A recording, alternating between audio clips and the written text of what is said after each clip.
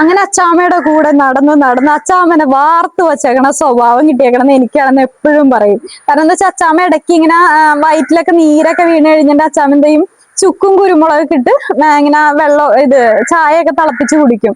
അപ്പൊ ആ ഒരു ശീലം എനിക്കിപ്പോഴും ഉണ്ട്. ഞാനൊന്ന് ട്രെയിനിൽ പോയിക്കൊണ്ട് തിരിച്ചു വന്നു കഴിഞ്ഞാൽ അമ്മനോട് പറയും, അമ്മ എനിക്ക് ട്രെയിനിൽ കയറിയിട്ട് വയറൊക്കെ കിടന്നിട്ട് ഇളകി അനങ്ങി വയറ്റില് നീര് വീണിട്ടുണ്ട്.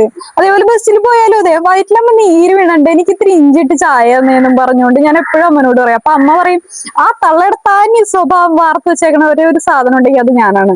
പിന്നെ അതേപോലെ തന്നെ അച്ചാമ്മ ഇങ്ങനെ പുറത്തെ പണികളൊക്കെയാണ് ഏറ്റവും കൂടുതൽ ചെയ്യണത്. ഇങ്ങനെ കൃഷിയും കാര്യങ്ങളൊക്കെയാണ് അച്ചാമ്മ ഏറ്റവും കൂടുതൽ ചെയ്യണം. അപ്പൊ അച്ചാമ്മയുടെ കൂടെ നടന്ന് പിന്നെ കാട് വെട്ട, മരം വെട്ട, അങ്ങനത്തെയൊക്കെ ഇതാണ് അച്ചാമ്മ ഓരോന്നും ചെയ്യണത്. പുല്ലൊക്കെ പറിച്ച് കളയാം. അപ്പൊ അച്ചാമ്മയുടെ കൂടെ നടന്ന് നടന്ന് നടന്ന് നടന്ന് എനിക്ക് അങ്ങനത്തെ പണികളോടാണ് ഭയങ്കര ഇഷ്ടം. അടുക്കള പണിയോടൊന്നും എനിക്ക് വലിയ താല്പര്യമൊന്നുമില്ല. പക്ഷെ എന്ന് വെച്ചിട്ടുണ്ടെങ്കിൽ നമ്മള് വച്ചുണ്ടാക്കിയാലുള്ള വല്ലതും കഴിക്കാൻ പറ്റുള്ളൂ.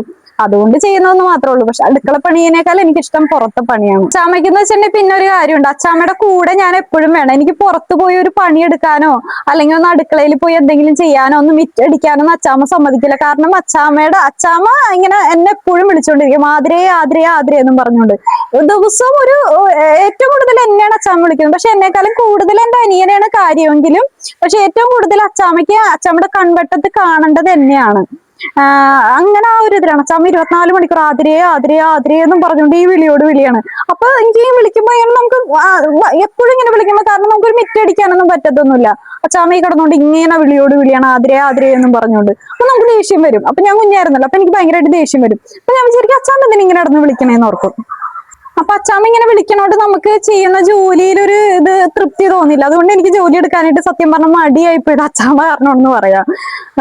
അപ്പൊ അച്ചാമ്മ അങ്ങനെയായിരുന്നു, 24 മണിക്കൂർ എന്നെ വിളിച്ചോണ്ടിരിക്കും. അപ്പൊ ഞാൻ വിചാരിക്കും എനിക്ക് ഈ ആതിരേന്ന് വല്ല പേരിടാണ്ട് വല്ല പാർവതിയോ അങ്ങനെ വല്ല ദൈവങ്ങളുടെ വല്ല പേര്, വല്ല സരസ്വതിയോ അങ്ങനെ വല്ല പേരിട്ടിരുന്നെങ്കിൽ അച്ചാമ്മ വിളിക്കുമ്പോ അച്ചാമ്മയ്ക്ക് ഒരു മോശം കിട്ടിയേനായിരുന്നല്ലോ. ഇപ്പൊ ഇത് ആതിര ആതിരയെന്ന് വിളിച്ചിട്ട് എന്ത് കാര്യം ഞാൻ വിചാരിച്ചു. അപ്പൊ അച്ചാമ്മ ഇങ്ങനെ ആതിര ആതിരയെന്നും പറഞ്ഞുകൊണ്ട് ഇങ്ങനെ വിളിച്ചുകൊണ്ടിരിക്കുമ്പോ ഈ ഫ്രണ്ടില് ആദ്യ ആ സമയത്തൊക്കെ പണിക്ക് കുറെ ചേട്ടന്മാരുണ്ടായിരുന്നു ഈ ഫ്രണ്ടിലെ വീട്ടില്. അപ്പൊ ആ ചേട്ടന്മാരൊക്കെ എന്റെ പേര് കേട്ട് കേട്ട് കേട്ട് അവരിരുന്നോണ്ട് ഞാൻ പുറത്തിറങ്ങുമ്പോ ഈ ആതിര ആതിര എന്ന് പറഞ്ഞുകൊണ്ട് വിളിക്കുമ്പോ എനിക്ക് നാണക്കേടായി ലാസ്റ്റ് പുറത്തോട്ട് ഇറങ്ങാനായിട്ട്.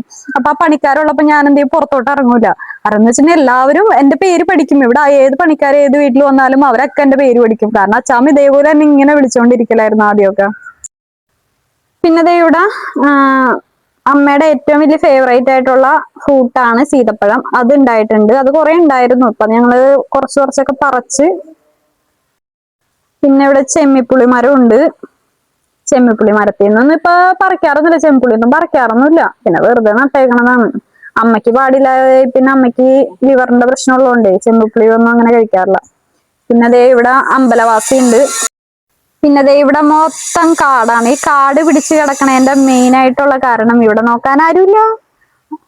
അച്ചാമ്മ ഉണ്ടായിരുന്നെങ്കിൽ ഈ വീട് ഇങ്ങനെ കാട് പിടിച്ച് കിടക്കില്ലായിരുന്നു. നല്ല പൂങ്കാവനം പോലെ അച്ചാമ്മ ഇടുമായിരുന്നു. പക്ഷെ അച്ചാമ്മ ഇല്ലാത്തതുകൊണ്ട് അച്ചാമ്മനെ ശരിക്കും മിസ് ചെയ്യുന്നുണ്ട്. അച്ചാമ്മ കിടന്ന കിടപ്പായ പിന്നെയാണ് അച്ചാമ്മയ്ക്കൊന്നും ചെയ്യാൻ പറ്റാണ്ടായത്. അല്ലെങ്കിൽ അച്ചാമ്മ പുറത്തിറങ്ങി. പിന്നെ എന്ന് വെച്ചിട്ടുണ്ടെങ്കിൽ എന്റെ വീടിന് കുറച്ച് ഹൈറ്റ് ഉണ്ട്. ഇത്തിരി ഹൈറ്റ് ഉള്ളതുകൊണ്ട് അച്ചാമ്മയ്ക്ക് ഇറങ്ങാൻ ഇത്തിരി പാടായിരുന്നു. ആദ്യമൊന്നും കുഴപ്പമുണ്ടായില്ല. പിന്നെ ഇത്തിരി പ്രായമായി കഴിഞ്ഞിട്ട്, ഇത്തിരി കൂടെ പ്രായമായി കഴിഞ്ഞപ്പോ അച്ചാമ്മയ്ക്ക് ഇറങ്ങാനൊക്കെ ആയിട്ട് ഭയങ്കര വലിയ പാടായിരുന്നു. അച്ചാമ്മ അങ്ങോട്ട് ഏകദേശം ഒരു 100 സംതിങ് ആ ഒരു വയസ്സിന്റെ അടുത്ത് എത്തിക്കഴിഞ്ഞപ്പോഴാണ് അച്ചാമ്മ മരിച്ചത്. പക്ഷെ അപ്പോഴും അച്ചാമ്മ ഭയങ്കര ആരോഗ്യവതിയായിരുന്നു. നല്ല എന്തിട്ടാണ് പറയാ, അടിപൊളി നല്ല ധീര വനിത എന്നൊക്കെ പറയില്ലേ, ആ ധീര വനിതയായിട്ടുള്ള ഒരു വ്യക്തിയായിരുന്നു എന്റെ അച്ചാമ്മ.